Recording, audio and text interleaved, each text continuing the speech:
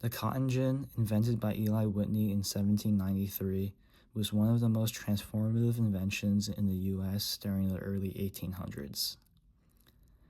This image shows a preserved cotton gin from the 19th century.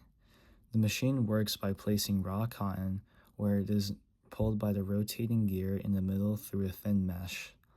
This mesh separates the unwanted seeds from the fiber, allowing the cotton to be used for textiles and other goods. Before its invention, this process had to be done by hand, making cotton production extremely slow and limited. Now, with the cotton gin, a worker could produce 50 times more cotton than by hand. Its simple design also allowed for larger versions powered by horses and later steam engines.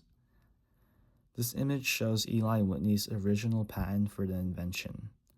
Although the patent was supposed to exclude others from making or using his invention without permission, the design was stolen by farmers in the South and quickly copied throughout cotton plantations. As a result, Eli Whitney made relatively no profit from his invention. In the short term, the cotton gin drastically increased production, making cotton the most profitable crop in the U.S.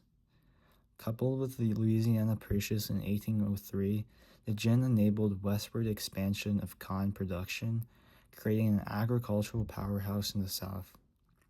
Within 20 years, cotton accounted for more than one-half of all U.S. exports, and demand for cotton doubled every year after the invention of the cotton gin. At the same time, raw cotton also fueled the northern textile industry, boosting their own industrial growth. Socially, the new labor-intensive cotton economy increased the demand for enslaved people. From just the first cotton boom, the number of slaves in the South grew from 700,000 to 4 million. After international slave trade was outlawed in 1808, this demand also created a new internal slave trade, where slaves were forced to relocate from the North to the Deep South. The long-term effects of the cotton gin are also substantial. Within a few decades of the cotton gin's invention, the South had based its entire economy on slave-dependent cotton plantations, known as the Cotton Kingdom. This dependence is shown in the distribution map below, showing the number of enslaved people in 1861, where the highest concentrations are clearly located in the South.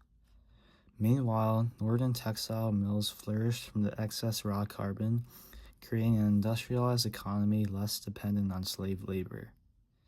As a result, when northern support for emancipation grew, it contrasted heavily with the South's economic and social reliance on enslaved labor. Eventually, this divergence led to the formation of the Confederacy in 1861 and the outbreak of the Civil War a few years later.